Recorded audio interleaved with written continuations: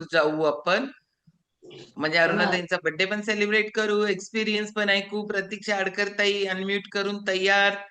कारण का की भारी त्यांच्या वेट लॉस मॅरेथॉन ग्रुप मधल्या आहेत ना, त्यामुळे बर्थडे सेलिब्रेट करण्याचं ज्यादा एक्साइटेड आहेत, एनर्जी आहे.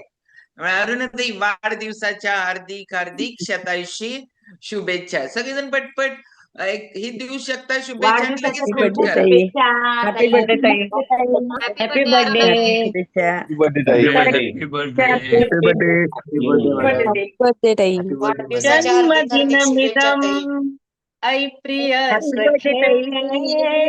जन्मदिनमिदं ऐ प्रिय सखे शन्तनोतु ते सर्वदा मुदम् प्रार्थयामहे भवशतायुषी प्राप्तयामहे भवशतायुषी ईश्वर सदा त्वं च रक्षतुं पुण्यकर्मणा कीर्तिमर्जय पुण्यकर्मणा कीर्तिमर्जय जीवनं तव भवतु सार्थकम् जीवनं तव भवतु सार्थकम् भवतु सार्थकम् भवतु सार्थकम्.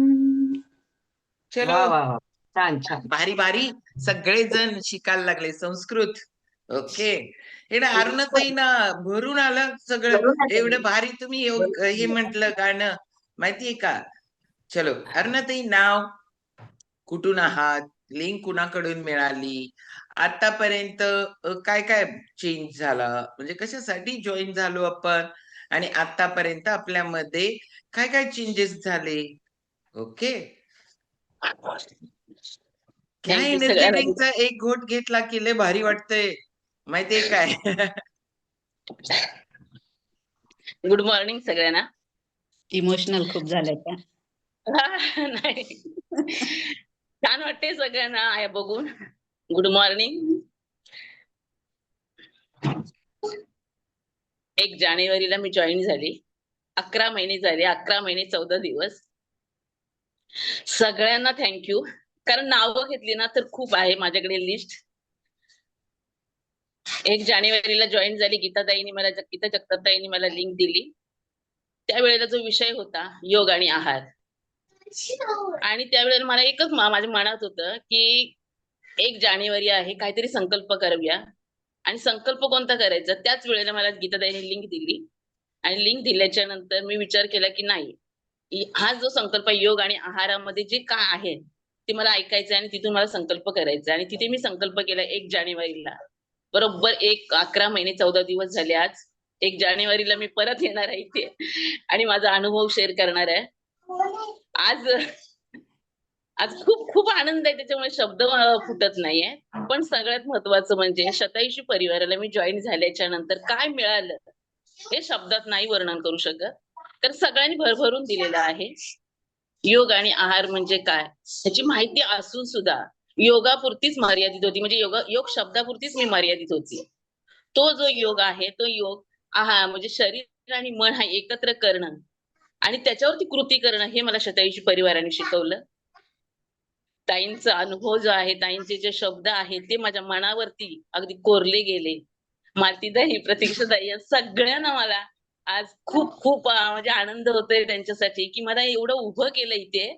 त्यांच्या आशीर्वादाने, त्यांच्या म्हणजे म्हणतो ना की प्रतीक्षाताईंचा जो करारी स्वभाव आहे, मालतीताईंची जी शांतता आहे शब्दामध्ये, ती मला घ्यायला मिळाली या शतायुषी परिवारामधून. खूप खूप सगळ्यांचं मनापासून मी अभिनंदन करते, म्हणजे मनापासून थँक्यू बोलते. कारण शेट्टी सरांचा जो एक शब्द होता, एक फुंकर जी होती माझ्या कुटुंबामध्ये आल्याच्या नंतर, माझ्या मुलाला, माझ्या सुनेला समोर घेऊन त्यांनी जी फुंकर मारली, त्याच्यामुळे आज मी इथे 11 महिने खंबीरपणे उभी आहे. शेट्टी सरांचं मनापासून अभिनंदन करते, थँक्यू बोलते त्यांना. ताईंना थँक्यू बोलते, कारण ताईंचं माझ्या घरामध्ये चरण लागलेले आहेत आणि त्या चरणामधून जो स्पर्श जाणवतोय तो शब्दात मी वर्णन करू शकत नाही. मी जॉईन झाली होती, माझं 85 किलो वजन होतं. त्या 85 किलो वजन कमी कसं करायचं ह्याच्यासाठी मी खूप प्रयत्न करत होती. जे जे आतापर्यंत मी ऐकलंय सगळं शतायुषी परिवारामध्ये या लिंक वरती मी जे जे ऐकते ते सगळं मी करण्याचा प्रयत्न केला. झुम्मा पण करत होती, पण झुम्मा केल्याच्या नंतर 1-1.5 किलो वजन कमी होत होतं, पण मला ते कमी केल्याच्या नंतर ते वाढवायचं नाही याचं नॉलेज नव्हतं. आणि ते सगळं नॉलेज मला या शतायुषी परिवाराने दिलेलं आहे. आणि त्याच्यामधून मला शिकायला मिळालं. सगळ्यात महत्वाचं म्हणजे मी जेव्हा जॉईन झाली त्यावेळेला मला 10 दिवसाची मॅरेथॉन मिळाली, त्याच्यानंतर 44 दिवसाची मॅरेथॉन मिळाली. 44 दिवसामधून मला जे मार्गदर्शन मिळालं, जे सपोर्ट मिळाला विचारांचा, की वजन कमी करायचं आहे, तर ते आता कमी करायचं असेल तर ते वाढवून न देता काय करायला पाहिजे, हे जे नॉलेज होतं, मानसिकता होती माझी ती बदलली. सगळ्यात महत्वाचं म्हणजे माझ्या वजनामुळे जी माझी चिडचिड होत होती घरामध्ये सारखं वाद म्हणजे स्वतःवरती शरीर हे भगवंतांनी दिलेलं आहे ह्याची जाणीव असून सुद्धा माझ्या मनामध्ये जी उलथापालथ होत होती ते छोट्या छोट्या कारणामुळे होत होती. कारण मला मोठा काही आजार नव्हता किंवा मोठे माझे म्हणजे काहीच प्रॉब्लेम नसून सुद्धा हे मला काय होतं हे मला सांगता सुद्धा येत नव्हतं. डॉक्टरकडे गेल्याच्या नंतर मी डॉक्टरला म्हणायची मला काहीतरी आतमध्ये होतंय पण तुम्हाला मला शब्दात सांगता येत नाही. हे खूप मोठे प्रॉब्लेम होते ना, हे सगळे माझे सॉल्व्ह झालेले आहेत. त्याच्यासाठी मला 11 महिन्यामध्ये जो अनुभव आलेला आहे तो खूप सुंदर आहे. त्या 11 महिन्यामध्ये शतायुषी परिवाराने मला जे जे दिलेलं आहे ते खूप माझे म्हणजे 100 वर्ष आयुष्य माझे पुढचे जे आहेत ते सगळे सुंदर जाणारच आहेत. ह्याच्यामुळे मी ठाम शिक्का मारलेला आहे. कारण शतायुषी परिवाराने मला ह्या विचारामध्ये जे उभं केलेलं आहे, जे सत्वयुक्त आहार मी आज घेतेय, माझ्या कुटुंबामध्ये सगळ्यांना मी देतेय किंवा घेण्याचा आम्ही सगळे प्रयत्न करतोय. त्याच्यामुळे सगळ्यांचीच मानसिकता बदलली आहे, सगळ्यांचे विचार बदललेले आहेत. आणि सगळ्यात महत्वाचं म्हणजे माझं 4 वर्षाचं बाळ जे आहे मुलीचं, त्या मुलीच्या बाळाला बोलता येत नव्हतं. 4 वर्ष झाली तरी मी वाट बघत होती, की हा मला आऊ कधी म्हणेल. आणि तो जेव्हा डायनोसाठी मी प्रयत्न केले, त्याच्यावर डायनोसाठी नंदिनी ताईंनी मला मी 1 जानेवारीला जॉईन झाली. त्यावेळेच्या अगोदर 6 महिने मला डायनोबद्दल माहिती दिली होती. तरी सुद्धा मी लक्ष दिलं नाही किंवा घरामध्ये सुद्धा मी सांगण्याचा प्रयत्न केला, पण कोणी ऐकलं नाही माझं. आणि ते 6 महिने असे वाया गेले. ते आता त्याचा मला पश्चाताप होतोय. त्या बाळाला मी जेव्हा डायनो चालू केल्याच्या नंतर ते आता मला आऊ बोलायला लागलं. त्यामुळे तो जो आनंद आहे तो खूप वेगळा आहे. खूप शतायुषी परिवाराने मला दिलेला आहे. बोलण्यासारखं माझ्याकडे भरपूर आहे, अनुभव आहे. जे जे मला मिळालं ते मी दुसऱ्यांना देण्याचा जेव्हा आता प्रयत्न करते ना, त्यावेळेला मला कळालं, की खरंच शतायुषी परिवाराने मला काय दिलेलं आहे हे मला शब्दात सांगता येत नाही. कारण ज्यावेळेस दुसऱ्याच्या चेहऱ्यावर मी आनंद बघते आणि मला एक फोन करून सांगतात, की ताई तुमच्यामुळे मी एक लिंक जॉईन केली आणि त्याच्यातून मला जे विचार मिळाले, त्याच्यातून मी योगा करायला लागली, त्याच्यातून मी माझ्यामधून बदल करायला लागले. हे ऐकताना खूप आनंद होतो. म्हणून अशा ह्या शतायुषी परिवाराला थँक यू. खूप बोलण्यासारखं आहे. ऍक्टिव्हिटी अरुणाताई करते. किती वर्ष संपली आणि किती चालू झाली? तर ते 54 संपली, 55 चालू आहे. ओके, चलो जोरदार क्लॅपिंग करू आपण अरुणाताईंसाठी. आणि आता आपण एक वेलकम करणार आहोत राजेंद्र सुतार सरांचं. राजेंद्र सर अनम्यूट करता येतं? कारण तिथं खाली माईकचं चिन्ह आहे बघा, तुमच्याच डिव्हाइसला मोबाईलला टच करा, माईकचं चिन्ह आहे त्याला हे करा. कारण अरुणाताईंना एवढं भरून आलं, या सगळ्या गोष्टी आहेत ना, ह्याच्या पाठीमाग मेन रिझन आहे त्यांनी विश्वास ठेवला मालतीताईंच्यावर, गीताताईंच्यावर, स्वतःवर काम करायला लागल्या आणि काम करताना ते मनापासून करायला लागल्या, म्हणून तो रिझल्ट आहे त्यांना. ओके, चलो राजेंद्र ओके झालं तुमचं. आणि म्यूट झाला बघा, पहिला होता अनम्यूट झाला होता, आता कसं केलं होतं की नाही तसंच करा. तोपर्यंत राजेंद्र सरांचं वेलकम करणार आहोत शतायुषी फॅमिलीमध्ये. सहर्ष स्वागत आहे राजेंद्र सर. तुमचे जे काही चॅलेंजेस असतील, नाही म्यूटच आहे अजून, अनम्यूट करायला पाहिजे. ओके, आपण टच केल्यानंतर तोपर्यंत जाऊ आपण राजू चव्हाण सरांच्याकडे. तोपर्यंत त्यांचं होऊ दे, आपण जाऊ राजू चव्हाण सरांच्याकडे. जोरदार क्लॅप करणार आहोत आपण सरांसाठी. जरा शोधा कुणाकडं येते, कारण को होस्ट आणि त्यांना स्पॉटलाइट करा. Yes Raju sir. हा झालं Rajendra sir. Okay Raju sir, तोपर्यंत तुम्ही पण अनम्यूट करता येते का चेक करा. ओके, चलो सगळेजण वेलकम करू शकता फटाफट. Welcome sir. वेलकम, विना काठी विना लाठी, 100 वर्ष वेलकम. आयुष्य परिवार मध्ये welcome. Welcome Rajendra sir. Okay Rajendra sir नाव आणि परत म्यूट झाला तुम्ही आणि कोणी म्यूट करतोय का? नाही नाही.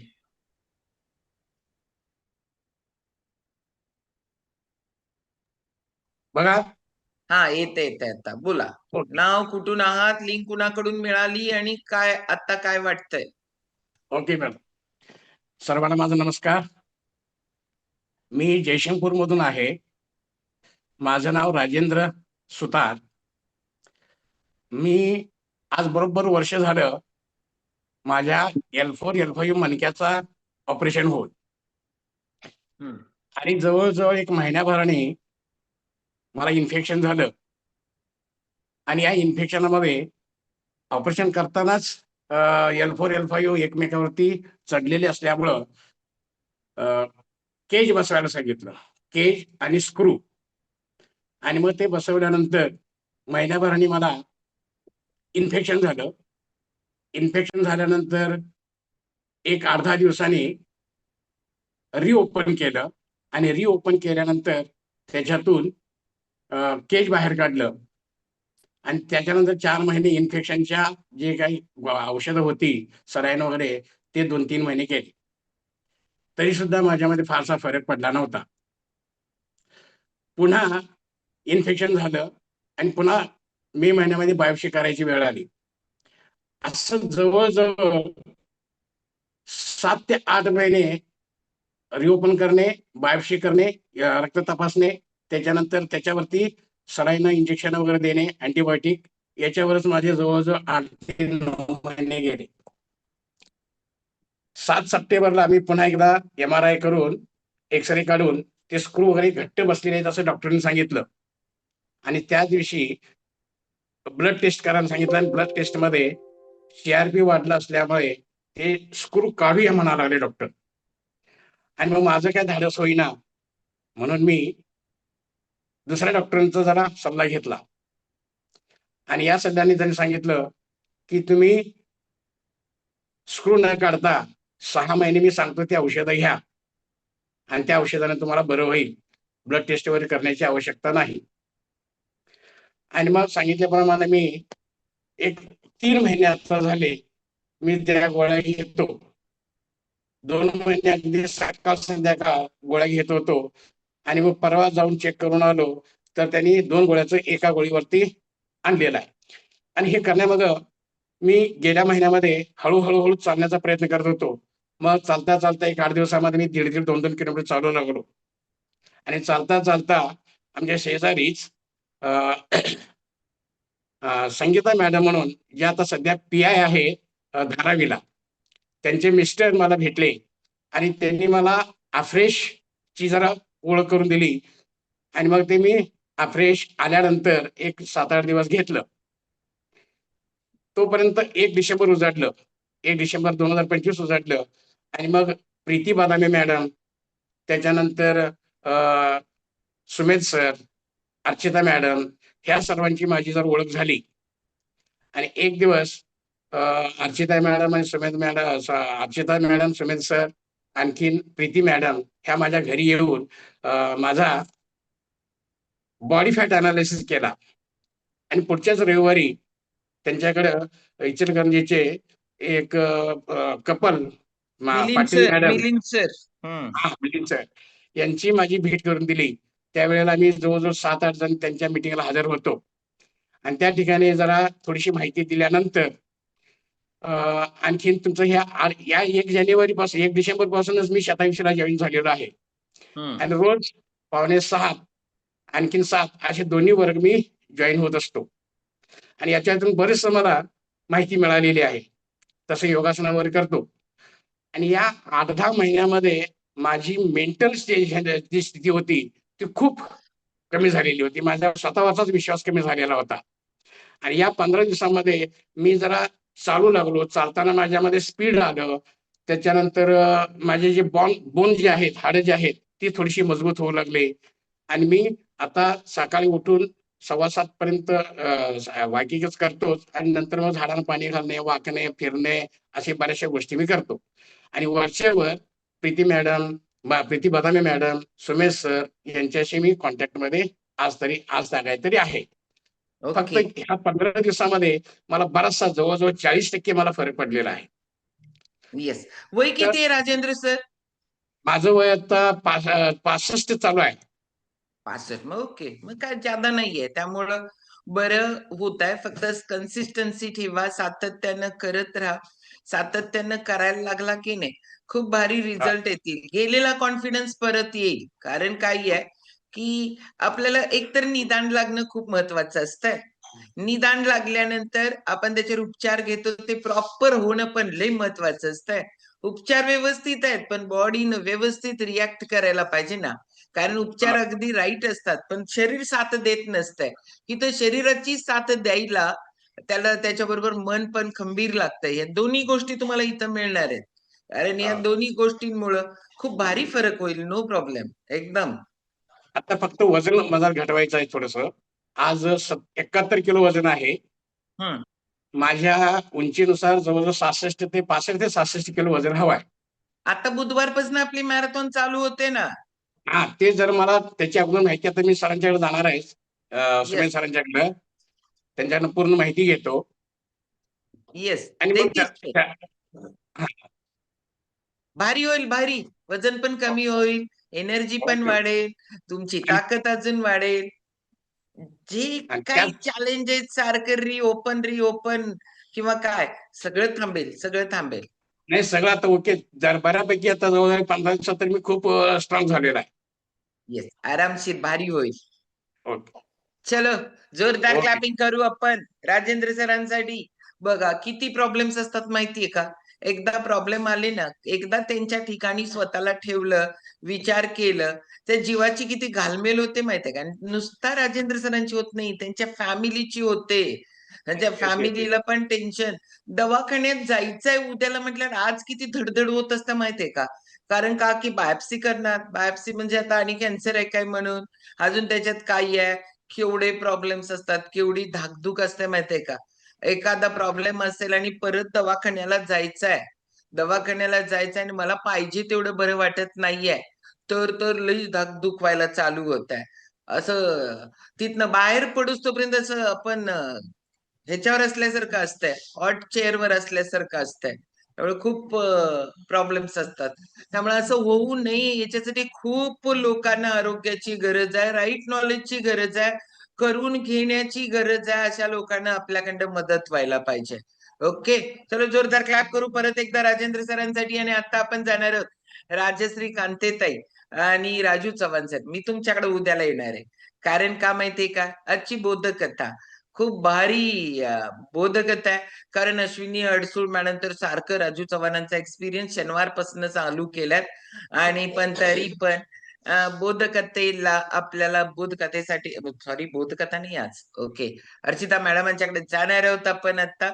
जोरदार क्लॅपिंग करू अर्चिता मॅडम साठी. कारण ऐकायला खूप भारी वाटतं. आज एखादं मूल्य आपल्या लाईफ मध्ये ऍड होतं आणि आपण त्याच्यावर कळत न कळत आपल्याकडे या गोष्टी घडत राहतात. अरुणाताई बोलल्या ना, की लाईफ मध्ये घर सगळं चेंज झालं, विचार बदलले. विचारांमुळे काय होतं माहितीये का, घरातले एकाचे विचार बदलले की बाकीच्यांचा त्यांना सपोर्ट व्हायला लागतो आणि पूर्ण माहोल बदलून जातं, हेल्दी होतं, हॅप्पी होतं. आणि हे एका दिवसात एका रात्रीत नाही घडत. इथं जे जे स्पीकर येतात ते ऑल स्पीकर त्यांच्या त्यांच्या परीनं, त्यांच्या त्यांच्या अभ्यासानं, त्यांच्या त्यांच्या अनुभवातनं आपल्याला खूप राईट गाईड करत जातात आणि त्याचा परिणाम असतो. आणि सुरुवात आहे आठवड्याची मस्तपैकी अर्चिता मॅडमांच्याकडे जाणार आहोत. अर्चिता मॅडम योग शिक्षिका आहेत आणि मस्तपैकी चांगल्या स्पीकर आहेत त्या. Okay. Continue Archita. Okay. All mute टाका सुमित सर. येस ताई. अनम्यूट करायची का? ओके. गुड मॉर्निंग सगळ्यांना. मस्तपैकी आठवड्याची सुरुवात झाली. आपण इतके छान एक्सपिरियन्स ऐकलो. एक्सपिरियन्स ऐकत असताना एक लक्षात आलं, की या माणसाने खूप आयुष्यामध्ये सुरुवातीपासून कष्ट केलेले आहेत. सगळ्या सुखसोयी मिळाव्यात म्हणून प्रयत्न केलेले आहेत. आपल्या परीनं कसं यशस्वी होता येईल याचे सगळे प्रयत्न त्यांनी केलेले आहेत. आणि आता आयुष्याच्या शेवटच्या टप्प्यावरती प्रत्येकाला वाटायला लागतं, की शेवटपर्यंत मला चालता आलं पाहिजे, मी व्यवस्थित राहिलं पाहिजे, स्वस्थ राहिलं पाहिजे. आणि खरंच एक प्रश्न मनाला पडून जातो, की आजकाल सगळेच लोक धावपळ करत आहेत, धावत आहेत, पण नेमकं कशासाठी आणि कुणासाठी याचं मात्र उत्तर कुणी शोधत नाहीये. प्रत्येक जण पळतो आहे. ते कशासाठी पळतो आहे, की मला सगळ्यात छान घर मिळावं, माझ्या घरातली सगळी माणसं सुखी आनंदी राहावीत, माझ्याकडे ब्रँडेड गाडी असावी, माझ्याकडे ब्रँडेड वस्तू असाव्यात, माझ्याकडे ब्रँडेड घड्याळ असावं. या सगळ्यासाठी माणूस धावत असतो. पण हे धावत असताना आपले जे ब्रँडेड शरीर मिळालेलं आहे, ब्रँडेड आयुष्य मिळालेलं आहे, या आयुष्यासाठी, या शरीरासाठी काय केलं पाहिजे हे मात्र कळत नाही. आणि म्हणूनच असं वाटायला लागतं, की खरंच जीवनामध्ये खराच अर्थ काय आहे, की जीवन हे जगताना एक निश्चित ध्येय असावं लागतं. मग त्याच्यामध्ये आजकाल आपण निरोगी, आरोग्य संपन्न राहणं, सुखी, आनंदी, समाधानी राहणं या सगळ्या गोष्टी महत्वाच्या आहेत. तसंच स्वस्थ राहणं सुद्धा गरजेचं आहे. जो तटस्थ म्हणजे जो तटावरती राहून सगळं पाहत असतो त्याला तटस्थ म्हणतात. जो दूर राहून सगळं पाहत असतो त्याला दूरस्थ म्हणतात. आणि जो स्वतःमध्ये पाहतो, स्वला पाहतो त्याला स्वस्थ म्हणतात. आणि आजकाल आपण स्वस्थ नाही, दूरस्थ झालोय, तटस्थ झालोय, पण स्वस्थ मात्र नाहीये. कारण आपण स्वमध्ये पाहत नाही. लोक मला काय म्हणतील, मी लोकांना कसं खुश आनंदी ठेवू शकेन, लोक मला किती चांगले बोलतील, मी त्यांच्या नजरेत कसा महान बनेन, या सगळ्या गोष्टींचा आपण विचार करत असतो. पण स्वतःच काय, स्वतःचं अस्तित्व काय आहे, स्वमध्ये पाहता आलं पाहिजे. आणि स्वमध्ये पाहत असताना एक छोटीशी कथा आठवते आणि ती कथा मला सांगावीशी वाटते. एक अमेरिकेमध्ये ज्युलियट नावाचा एक सुप्रसिद्ध वकील होता. त्याच्याकडे सगळ्या वस्तू होत्या, छानपैकी आलिशान घर होतं, गाडी होती, बंगला होता, सगळ्या वस्तू होत्या, सगळ्या सुखसोयी होत्या. घरामध्ये बरेचसे नोकर चाकर होते, हाताखाली बरेचशी लोक काम करत होती. आणि हा ज्युलियट सुप्रसिद्ध वकील जेव्हा कोर्टामध्ये जायचा, त्याला कोर्टामध्ये गेल्यानंतर त्याचा दरारा इतका होता, तो इतका यशस्वी आणि प्रसिद्ध होता, की त्याला पाहिल्या बाकीचे वकील आपले हातपाय गळायचे. एवढं छान त्यांचं आयुष्य चालू होतं, सगळ्या गोष्टी होत्या. पण वयाच्या 50शी मध्ये 75 सारखा चेहरा असायचा. चालताना स्वतःच्या पायांमध्ये वेग नव्हता किंवा एनर्जी नव्हती. डोळ्यामध्ये अनेक यशस्वीची स्वप्न होती, अनेक यशस्वीचे अनुभव होते, पण ते अनुभव घेण्यासाठी ताकद मात्र त्याच्याकडे नव्हती. एके दिवशी कोर्टामध्ये गेला, महत्वाच्या केसची सुनावणी चालू होती आणि त्याच वेळेला या ज्युलियटला चक्कर आली आणि तो खाली पडला आणि त्याला हार्ट अटॅकचा झटका आला. त्यावेळेला ज्युलियटला ट्रीटमेंट देण्यात आली आणि ट्रीटमेंट नंतर काही काळानंतर तो शुद्धीवर आल्यानंतर तो स्वतःच विचार करायला लागला आणि तो म्हणायला लागला की माझ्याकडे सगळं आहे, गाडी आहे, बंगला आहे, सगळे सुख सोयी आहेत, पण त्या सुखसोयी मी उपभोगलोच नाहीये. 18 तास काम करायचं, यशाच्या पाठीमागे धावायचं, नुसतं कामामध्ये स्वतःला गुंतवून ठेवलं, पण स्वस्थ मी आजपर्यंत जगलोच नाही. वयाची 50शी गाठलो, पण स्वस्थ मात्र काही झालेलं नाहीये, कारण मी स्वतःसाठी स्वमध्ये काही पाहिलेलंच नाहीये, असा तो विचार करायला लागला. आणि त्याने एक डिसिजन घेतलं. त्यावेळेला त्याच्याकडं फरारी गाडी होती, फरारी गाडी त्याने विकली, बंगला विकला, सगळं विकला आणि तो भारतामध्ये परत आला. भारतामध्ये आल्यानंतर तो हिमालयामध्ये गेला आणि हिमालयामध्ये गेल्यानंतर त्या हिमालयामध्ये एक तपस्वी होती, योगी रमन. त्या योगी रमनच्याकडे गेला, भेटला आणि सांगितलं की मी एक अमेरिकेतला सुप्रसिद्ध वकील आहे, माझ्याकडे सगळ्या सुखसोयी होत्या, पण मी त्या सगळ्या विकल्या आणि मला आता सुख पाहिजे आहे, मला मनाला समाधान, शांती पाहिजे आणि मी स्वतःला स्वमध्ये पाहणार आहे. तर मला अशा काही गोष्टी सांगा जे जीवनाचं माझं जे रहस्य आहे ते उलगडेल आणि माझं जीवन हे सोपं होऊन जाईल. तेव्हा योगी रमन असं म्हणतात, की योगी रमन म्हणतात की जिंदगी म्हणजे जीवन हे पूर्ण संघर्षाने भरलेलं आहे. संघर्ष म्हणजे काय, की जिथं तुम्ही स्वतःच्या अडचणींवर मात करता. आणि या संघर्षामध्ये मी एक छोटीशी कथा तुला सांगतो आणि त्या कथेतून तू बघ. तर एक जंगल असतं, त्या जंगलामध्ये एक लाईट हाऊस असतं. त्या लाईट हाऊस मधून एक सुमो पैलवान बाहेर पडतो, त्याच्या कमरेला गुलाबी पट्टा असतो. तो बाहेर लाईट हाऊस मधून पडल्यानंतर घड्याळ, एक सोन्याचं घड्याळ असतं, त्या सोन्याच्या घड्याळावरून पाय घसरतो आणि तो फुलांमध्ये पडतो, फुलांमधून उडतो आणि छानपैकी डायमंड रस्त्यावर चालत चालत पुढे जात असतो. आणि या कथेतून तू काय शिकलास असं ते त्या वकिलाला विचारतात. तेव्हा जुलियट म्हणतो, तुम्ही कथा सांगितलात पण या कथेतून मला काही समजलेलं नाही. कृपया करून मला एक्सप्लेन कराल का की काय नेमकं या कथेतून आहे? त्यावेळेला योगी रमन हे सांगायला लागतात आणि सांगताना एकच सांगतात की पहिल्यांदा ज्यावेळेला तो सुमो पैलवान लाईट हाऊस मधून बाहेर पडतो आणि बाहेर पडल्यानंतर एका बागेमध्ये पडतो. बगीचा, बाग, गार्डन म्हणजे नेमकं काय आहे? तर बगीचा, गार्डन म्हणजे स्वतःचं मन आहे. त्या मनामध्ये जर तू आनंदी, सुखी, समाधानी, चांगले सकारात्मक विचार ठेवलास तर तुझ्या जीवनामध्ये आनंदाचे फूल हे उमलतात, सुखाचे फूल उमलतात. पण सतत सतत टेन्शन, द्वेष, राग, लोभ, क्रोध त्या मनामध्ये असेल तर मग तुझ्या त्या बागेमध्ये, त्या बगीचेमध्ये मात्र निराशाचे, दुःखाचे गवत उगवायला चालू होते. म्हणजेच काय की तुझं मन हे बगीचा आहे. त्याच्यामध्ये काय फुलवायचं, काय उगवायचं, काय उगवायचं नाहीये हे तुझ्यावरती डिपेंड आहे. त्यामुळे तू नेहमी सतत यशाच्या पाठीमागे, पैशाच्या पाठीमागे लागलास, प्रसिद्धीच्या पाठीमागे लागलास, स्वतःचं नाव लौकिक मिळवण्यासाठी लागलास, पण स्वतःचा आयुष्यातला बराचसा काळ तू घालवून टाकलेला आहेस आणि त्यामुळं त्या बगीच्यामध्ये जी फुलं उमलायची होती ती उमललेलीच नाहीये, कारण तुला माइंड मॅनेजमेंट हे जमलंच नाहीये. म्हणून योगी रमण म्हणतात की mind management is equal to life management. ज्यानं मानसिकता व्यवस्थित स्वतःची हँडल केली ना तो आपलं लाईफ कितीही अडचणी आलं तरी व्यवस्थित हँडल करू शकतो. आणि म्हणून त्यांनी पहिलं मंत्र त्याला दिलं की mind management is equal to life management. तू लाईफ मॅनेज करायला गेलंस तर स्वतःचं स्वमधलं जे माइंड आहे, मन आहे, ते मन मात्र तुला व्यवस्थित मॅनेज करता आलं नाही. आणि म्हणूनच मनातले निगेटिव्हिटी जे आहे, तिरस्कार आहे, द्वेष आहे किंवा अति लोभ जो बाळगून ठेवलेला आहे ते सोडून टाक, म्हणजे मग स्वतःमध्ये सुखाचे, आनंदाचे फूल उमलायला लागतील. त्याच्यानंतर दुसरं जे असतं, योगी रमन सांगतात की लाईट हाऊस. लाईट हाऊस म्हणजे काय की लाईट हाऊस मध्ये लाईट लागलेली असते आणि तो रस्ता दाखवण्याचं काम करत असतो. तसंच आपलं मन असतं. हे मन एक लाईट हाऊस प्रमाणे असतं. त्या मनामध्ये अनेक स्वप्न असतात, अनेक इच्छा असतात, अनेक अपेक्षा असतात.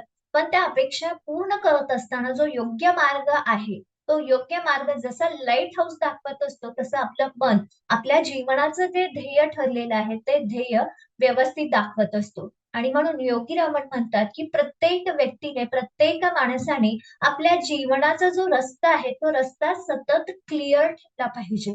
मग आपल्याला काय वाटतं की आपण भूतकाळातल्या जुन्या आठवणी पाहतो, भविष्य काळामध्ये काय घडणारं पाहतो, पण सद्यस्थितीला काय केलं पाहिजे हे आपल्याला माहित नाहीये. म्हणून इथं उदाहरण द्यावं असं वाटतं की आजकाल हिवाळ्याचे दिवस आहेत. हिवाळ्याच्या दिवसामध्ये थोड्या दिवसांनी धुकं पडायला चालू होतं. धुकं पडताना काय करत असतो बरं, गाडीने प्रवास करत असताना वायपर चालू असतो. वायपर कशासाठी चालू असतो? काच व्यवस्थित पुसली जावी, पुढचं व्यवस्थित दिसावं. पण तुम्ही त्या धुक्यामध्ये जर लांबचं पाहायला लागलात तर तुम्हाला दिसणार नाहीये. पण त्याच धुक्यामध्ये एक पाऊल जे पुढे आपण टाकणार आहोत ते पुढचं पाऊल टाकत असताना जर आपल्याला रस्ता दिसला तर आपण व्यवस्थित चालत रस्ता पार करू शकतो, त्या गाडीतून व्यवस्थित आपण जाऊ शकतो. पण तुम्ही खूपच पुढचं पाहायला लागलात तर नक्की गाडी ही खड्ड्यामध्ये जाऊन पडते. तसंच आपल्याही आयुष्याचं असतं. जो रस्ता आपला क्लिअर आहे ते आत्ता आपल्याला काय केलं पाहिजे, आत्ता आपल्या आयुष्यासाठी काय महत्वाचं आहे याच्याकडे न पाहता आपण भविष्याच्या मोठ्या मोठ्या स्वप्न रंगवतो आणि नुसता भविष्याचा विचार करत असतो. आणि जे आयुष्यातले छोटे छोटे क्षण असतात ते छोटे छोटे क्षण हे निघून जात असतात. मग त्या लाईट हाऊस प्रमाणे आपल्याही जीवनामध्ये एक प्रकाश, एक संधी येत असते, पण त्या संधीचा आपण उपयोग करत नाही. आता 87 फॅमिलीमध्ये आपण कित्येक जणांना सांगतो की लिंक जॉईन करा, किमान माहिती ऐका, पण प्रत्येक जण आपण रिझन देत असतात की काम असतं, गडबड असते, डब्बा असतो, ऑफिसला जायचं असतं. असं करत आपल्या जीवनामध्ये एक छोटीशी संधी आलेली असते, ती संधी गमावतो आणि वर परमेश्वराला दोष देत बसतो की माझ्या जीवनातल्या अडचणी तू कधीच दूर करत नाही. मंदिरात जातो आणि हात जोडतो आणि म्हणतो की मला योग्य मार्ग दाखव. पण योग्य मार्ग आपल्याला मिळत असतो, पण तो डोळसपणे आपण कधीही पाहत नाही. म्हणून सांगावंसं वाटतं की पाऊस पडायला लागला तर एक तरी पावसामध्ये भिजण्याची तयारी ठेवायची असते किंवा खिडकीत बसून, घरात बसून तो पडणारा पाऊस बघायचा असतो. आपण पण तसंच असतं. संधी आल्यानंतर त्या संधीमध्ये छत्री घेऊन जसं पावसामध्ये बाहेर जातो तसं त्या संधीचा उपयोग व्यवस्थित त्यावेळेला करायचा सोडून आपण फक्त त्या संधीकडे वाट पाहत बसतो, बघत बसतो. मग पाऊस कसा निघून जातो तशी आपल्या आयुष्यात संधी निघून जाते, पण आयुष्यातला अंधार मात्र निघला जात नाहीये. म्हणून आपलं लाईट हाऊस मनाचं जे आहे ते व्यवस्थित ठेवलं पाहिजे, ते आपल्याकडेच असलं पाहिजे, ते इतरांच्याकडे नसलं पाहिजे, असं योगी रमण म्हणतात. त्याच्यानंतर तिसरी महत्वाची गोष्ट असते, ती तिसरी गोष्ट म्हणजे सुमो पैलवान. मग वकील विचारतात की त्या सुमो पैलवानाचा अर्थ काय आहे? त्यावेळेला योगी रमण म्हणतात, सुमोचा अर्थ असा आहे की कंटिन्युअसली स्वतःमध्ये घडलेले बदल. सुमो या शब्दाचा अर्थ होतो छोट्या छोट्या सुधारणा, छोटे छोटे बदल.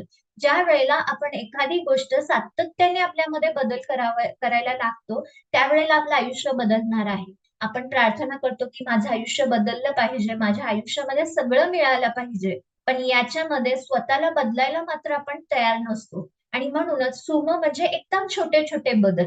मग आपण सुद्धा आपलं आयुष्य बदलायचं असेल तर आपल्या आयुष्यामध्ये जे छोटे छोटे बदल आहेत ते छोटे छोटे बदल आपल्याला करता आले पाहिजेत.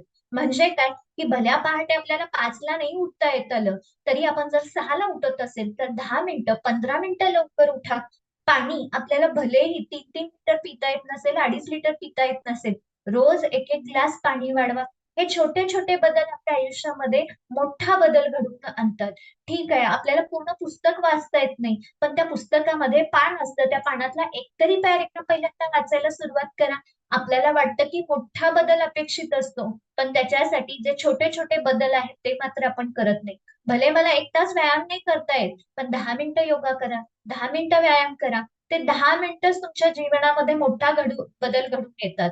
आणि म्हणून योगी रमण म्हणतात, grow 1% daily, grow 1% daily, become a 37 time bitter in a year. म्हणजेच काय की तुम्ही रोज 1% स्वतःमध्ये बदल केला तर 37 टाइम म्हणजे 37 वेळा, 37 टप्प्यांनी तुमच्या पूर्ण वर्षामध्ये ते बदल घडत असतात. पण आपण तो 1% बदलत नाही आणि आपण मात्र परमेश्वराच्या दारात जातो आणि प्रार्थना करतो की माझ्या आयुष्यामध्ये बदल घडवून आणा. बदल हा फक्त आपण स्वतः घडवणार आहोत, इतर कुणीही घडवणार नाही, पण छोटे छोटे बदल करा. त्याच्यानंतर सुमो पैलवानाच्या कमरेभोवती जो गुलाबी पट्टा असतो, त्या गुलाबी पट्ट्याचा अर्थ काय होतो, तर त्यावेळेला योगी रमण म्हणतात तो गुलाबी पट्टा म्हणजे डिसिप्लिन असतं. आणि आपल्या आयुष्यामध्ये डिसिप्लिन असणं, शिस्त असणं खूप महत्वाचं आहे. पाणी पडलं आणि पाणी जर 12 वाटेने वाहून गेलं तर त्याचा कधीही ओघळ होत नाही, ओघळचा ओढा होत नाही, ओढ्याचं नदी बनत नाही. कारण का की डोंगरावरती पडलेलं पाणी 12 वाटेने 12 बाजूला निघून गेलेलं असतं. पण डोंगरावरती पडणारं पाणी जर एकाच दिशेने एकाच मार्गाने गेलं तर त्याचा ओढा म्हणतो, तोच ओढा नदीला मिळतो आणि तीच नदी समुद्राला जाऊन मिळते आणि मग त्याचा महासागर होत असतो. आपल्याही आयुष्यात जर सुख, समाधान आणि आनंद मिळायचा असेल तर मार्ग 12 वाटेने नाहीये, तर एका वाटेनेच आपण कुठले तर प्रयत्न केले पाहिजेत. तरच आपल्या आयुष्यामध्ये यश मिळत असतं आणि त्यासाठी स्वतःला डिसिप्लिन असणं खूप महत्वाचं आहे. आणि म्हणूनच discipline is the bridge between dreams and reality. म्हणजे काय, डिसिप्लिन आणि शिस्त हा एक पूल आहे, एक ब्रिज आहे. कशामधला? तुमचे स्वप्न आणि तुमची रिअल परिस्थिती. आता माझं आरोग्य बिघडलेलं आहे, आता मी निगेटिव्हिटी मध्ये आहे, पण जर तुम्ही व्यवस्थित डिसिप्लिन मध्ये असाल तर तोच डिसिप्लिनचा जो मार्ग आहे, जो पूल आहे, तो तुमच्या स्वप्नांपर्यंत जाऊन पोहोचणार आहे. फक्त स्वप्न बघून स्वप्न कधी पूर्ण होत नसतात, तर रियालिटी आणि त्या स्वप्नांपर्यंत पोहोचण्याचा जो पूल असतो, तो पूल जर व्यवस्थित असेल तरच ते पूर्ण होत असतात, नाहीतर स्वप्न पूर्ण होत नाहीयेत. आणि म्हणूनच योगी रमण म्हणतात की पहिल्यांदा स्वतःला एक चांगलं डिसिप्लिन लावा. 5वी गोष्ट महत्वाची सांगतात की ज्यावेळेला सुमो पैलवान त्या लाईट हाऊस मधून बाहेर पडतो त्यावेळेला तो गोल्डन वॉच मधून बाहेर पडतो. गोल्डन वॉच याचा अर्थ गोल्डन टाइम. मग गोल्डन टाइम प्रत्येकाच्या आयुष्यामध्ये असतं. प्रत्येकाला 24 तास मिळतात, पण त्या 24 तासामधले जर 24 मिनिटे तुम्ही स्वतःसाठी खर्च नाही केलात तर आयुष्यामध्ये एक वेळ अशी येते की आपल्याला 24 सेकंदाचा अवधी सुद्धा मिळत नाही वरचं तिकीट काढण्यासाठी. मग 24 तासातले जर 24 मिनिट आपण आपल्यासाठी देत नसेल तर आपण दुसऱ्यांच्याकडनं अपेक्षा का करायची परमेश्वराने मला किमान 24 सेकंद तरी वेळ द्यावा? बिलकुल नाही मिळणार. म्हणूनच आपल्याला जे हे गोल्डन टाइम मिळालेलं आहे ना, हे आयुष्य मिळालेलं आहे, हे वेळ मिळालेला आहे. कित्येक जणांना सांगा, रात्री झोपल्यानंतर सकाळचा सूर्य कित्येक जण पाहत नाहीत, पण आपण सकाळचा सूर्य पाहतो. म्हणून स्वतःसाठी, परमेश्वरासाठी, स्वतःच्या शरीरासाठी कृतज्ञता व्यक्त करा, ग्रॅटिट्यूड व्यक्त करा, की मला सकाळचा सूर्य पाहता आला. म्हणूनच हे जे गोल्डन टाइम परमेश्वराने आपल्याला दिलेलं आहे, या गोल्डन टाइमचं आपल्याला सोनं करता आलं पाहिजे. आणि म्हणून म्हणावं असं वाटतं, की हे टाइम आपल्याला मिळालेलं आहे, ही वेळ आपल्याला मिळालेली आहे, ही वेळ योग्य ठिकाणी इन्व्हेस्ट करायची की वेस्ट करायची हे आपल्यामध्ये आहे. जर तुम्ही वेळ योग्य ठिकाणी इन्व्हेस्ट केलात तर लाईफ मध्ये प्रॉफिट मिळणार आहे. पण हे आयुष्य, ही वेळ अशीच वेस्ट करत गेलात तर जीवनामध्ये, भविष्यामध्ये आपल्याला प्रॉफिट मात्र मिळणार नाहीये. म्हणून ही गोल्डन अपॉर्च्युनिटी आहे, ही गोल्डन टाइम आहे. हे टाइम व्यवस्थित आपल्या आयुष्यामध्ये सेव्ह करा, म्हणजे जीवनाचं सोनं होतं. त्याच्यानंतर तो बागेमध्ये पडतो त्यावेळेला गुलाब त्याला दिसतो. गुलाब हा सुंदर सुद्धा असतो आणि सुगंधी सुद्धा असतो. गुलाब स्वतःसाठी जगत नाही, इतरांसाठी जगतो आणि त्यामुळं ते सुंदर आणि सुगंध या दोन्हीही गोष्टी अट्रॅक्ट करतात. तसंच माणसाचं आयुष्य आहे. माणसाचं आयुष्यामध्ये त्या गुलाबाप्रमाणे असलं पाहिजे. म्हणजेच काय, की स्वतःच्या सुगंधाने, स्वतःच्या विचाराने, स्वतःच्या स्वभावाने इतरांना सुगंध देता आला पाहिजे. आणि आपली सुंदरता फक्त आपल्यासाठी नाही, तर आपल्याला पाहून कुणाला तरी प्रेरणा मिळाली पाहिजे आणि दुसरे कुणीतरी आपल्याकडे आलं पाहिजे, असं आपण तयार झालं पाहिजे, असं योगी रमण म्हणतात. म्हणजेच काय, की इतरांना जास्तीत जास्त मदत करून इतरांना अडचणीतून बाहेर काढतो, तोच त्या गुलाबाप्रमाणे सुंदर, आकर्षित दिसायला लागतो. तसं आपलं आयुष्य झालं पाहिजे. आपल्याला कुठला तरी गुलाब मिळण्यापेक्षा आपण गुलाब बनून दुसऱ्यांच्या आयुष्यात जाणं खूप महत्वाचं आहे. आणि त्याच्यानंतर 7वा महत्वाचा जो टप्पा सांगितलेला आहे योगी रमणनी, तो म्हणजे ज्यावेळेला तो सुमो पैलवान त्या लाईट हाऊस मधून बाहेर पडतो, त्यावेळेला त्या हिऱ्याच्या रस्त्यावरून चालत असतो. हिऱ्याचा रस्ता म्हणजे काय, की आता तुम्ही ज्या ठिकाणी आहात, ज्या आयुष्यामध्ये जगता आहात, जे तुमचं वय आहे, आजचा जो दिवस आहे, तो त्या हिऱ्याच्या रस्त्याप्रमाणे आहे. काल काय घडलं ते काही परत येणार नाहीये. उद्या काय होणार आहे ते आपल्या हातात नाहीये. पण आज काय करायचं हे मात्र नक्की आपल्या हातात असतं. त्यामुळं आजचा वर्तमान काळामध्ये जगणं, वर्तमान काळामध्ये चालला तर आपल्या आयुष्यातला जो रस्ता आहे, तो रस्ता आपल्याला हिऱ्याप्रमाणे चमकणार आहे आणि साहजिकच आपण सुद्धा त्या हिऱ्याप्रमाणे आपलं आयुष्य चमकणार आहे. म्हणून सुमो पैलवानाकडून त्या हिऱ्याच्या रस्त्यावरून चालताना योगी रमण म्हणतात, सफलता बाहर की दौड़ में नहीं तर अंदर की शांती में होती है. मग आपण बाहेर इतकं पळत असतो, पण आपल्या आतली जी महत्वाची शांती आहे, जी हिऱ्याप्रमाणे चमकते, त्याच्याकडे मात्र आपण पाहत नाहीये. म्हणून जीवनामध्ये संघर्ष आले, अडचणी आले, तर आपण विचार केला पाहिजे, की मला आता काय केलं पाहिजे आणि मी काय करतो आहे. जर तुम्ही विचार केलात, की मी आता काय व्यवस्थित करतो आहे आणि केलं आहे, हे जर तुम्ही व्यवस्थित करायला लागलात ना, तर भविष्यामध्ये उद्भवणाऱ्या अडचणी आहेत, संघर्ष आहेत, ते टाळता येतात. माणसाचं काय होतं माहितीये काय, आता काय करायचं ते सोडून टाकतो, योग्य काय करायचंय ते सोडून टाकतो.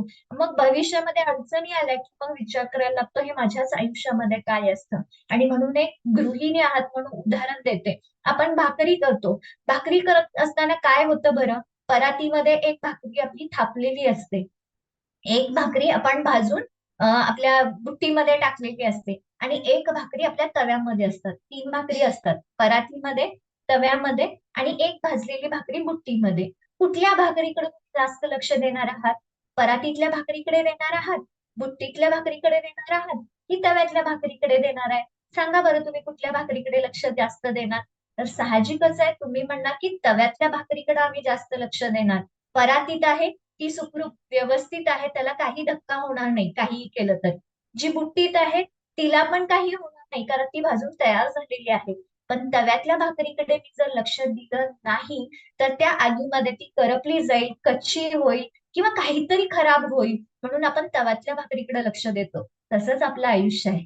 पाठीमागं म्हणजेच काय, आपली भाजलेली भाकरी. पुढचं भविष्य म्हणजे काय, परातीतली भाकरी. आणि आत्ताचा वर्तमान काळ म्हणजे काय, तव्यातली भाकरी. म्हणून जर माझं भविष्य चांगलं बनायचं असेल, माझी भाकरी व्यवस्थित भाजायची असेल, तर तव्यातल्या भाकरीकडे जास्त लक्ष द्यावं लागतं.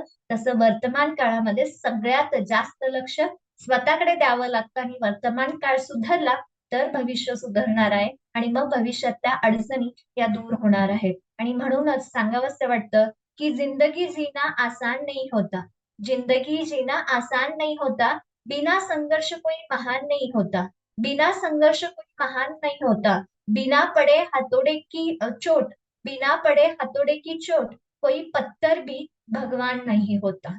म्हणजेच काय की आयुष्य एवढं साधं सोपं नसतं. हातोड्याचा मार पडल्याशिवाय दगडाला देव पण येत नाही. तसंच आपल्या आयुष्यामध्ये संघर्ष अडचणी असल्याशिवाय आपल्याला आपल्या आयुष्याची खरी किंमत कळत नाही. म्हणूनच स्वस्थ राहा, आनंदी राहा, सुखी राहा आणि समाधानी राहा. त्यासाठी आत्ता मला कुठला व्यायाम केला पाहिजे, आता मला काय खाल्लं पाहिजे, माझ्या डोक्यामध्ये काय भरलं पाहिजे, पोटामध्ये काय भरलं पाहिजे, हे जर तुम्ही 24 मिनिटाचं स्वतःचं मॅनेजमेंट केलात तर पुढचं लाईफ मॅनेजमेंट मात्र नक्की होणार आहे. धन्यवाद.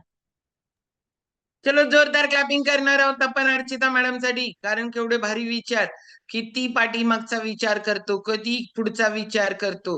आपण नेहमी वर्तमान काळाचा विचार करायला पाहिजे. आणि हे सगळं सगळं सगळं अध्यात्म जर वाचत गेला ना तर तुम्हाला हेच शिकवलंय, बहिर्मुखता कमी करून ओके ओके, बहिर्मुखता कमी करून अंतर्मुख होता आलं पाहिजे. आणि अंतर्मुख होणं हेच खरं अध्यात्म आहे. म्हणजे काय आहे की भगवंतापर्यंत पोहोचणं म्हणजे काय, भगवंतापर्यंत पोहोचण्यासाठी तुम्हाला आत बघावं लागतं. तुमच्या स्थायी भगवंत आहे. आणि याच्यासाठी आजची भारी कथा होती की याच्यामध्ये तुम्हाला पूर्ण अंतर्मुख व्हायला पाहिजे. खरंच स्वतःसाठी जगायचंय का? नाही. आपण जगताना एवढं इन्स्पायर व्हायला पाहिजे बाकीचे आपल्या आजूबाजूचे लोक. तुमच्याकडून देता देता देता इतकं दिलं गेलं पाहिजे. तुमच्याकडे बघितल्यानंतर समोरच्याला स्माइल यायला पाहिजे, एनर्जी यायला पाहिजे.